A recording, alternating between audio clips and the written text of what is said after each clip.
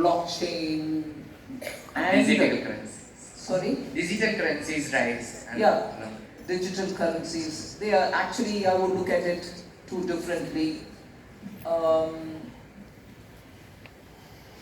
The Reserve Bank is the one who's going to be looking at the digital currency, and they've already started working on it. You have the retail version of a digital central bank driven currency, and also the wholesale use of digital currency. We strongly believe it helps in cross-border payments. It will bring in greater transparency, and traceability is very important. Speeding up the payments with less cost so that instant payments are possible will help most of our people who are outside wanting to do their remittances. Both the regulator and the government are working on it. We are actively engaged in it.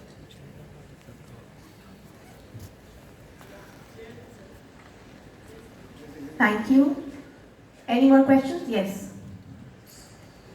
Just in front of the one who's already answered, we have a hand raised here. Good morning, ma'am. My name is Sarwar. I am from Economics Department. I would like to ask that due to India making at the #1 spot in the World Population Index, how do you see the youth employment in the upcoming years?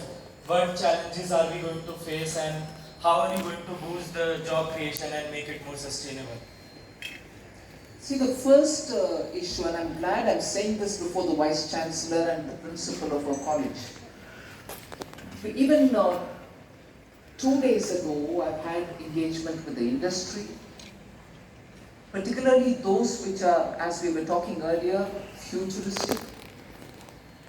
The only worry that the industry has, which is very keen to recruit people, is as they come out of universities, students are not ready to be straight deployed into a job.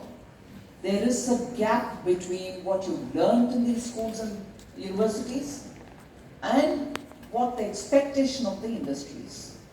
Now I'll have to divide this into two different groups.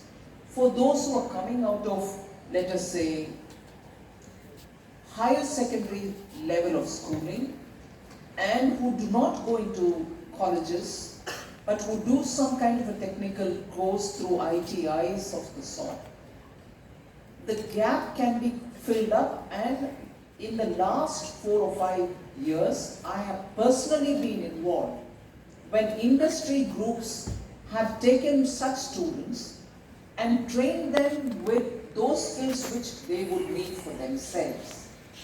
So they would, if for instance they need 100 people to be recruited annually, they train about 300 and recruit 100 who they want, a cluster of industries that is. They are largely MSMEs, and the rest 200 are there in the market for anybody from any other region also. So this takes secondary pass-outs who go through technical education of some sort, and for being industry ready, they are being trained by the industry groups themselves. But those who have gone through engineering or medical or whatever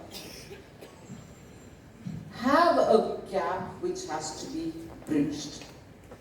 And industry very clearly recognizes what is the kind of gap. And as a result, working with state governments, we are engaged in seeing how that bridge course can be conducted in the locales where these colleges are situated, so that not everyone, but at least the best of that lot will be getting their own opportunities in that area itself. In this, an addition which we have consciously brought in is training in international languages, so that this very same person, after a year or two, can choose to move out to countries where the prospects lie. So we've started doing this. I know Japanese has been brought in that way. Chinese was given as an option. I'm not sure how many of them have taken it. So there are efforts and specific concrete efforts being taken up, but we need to ramp it all up. I can't see that.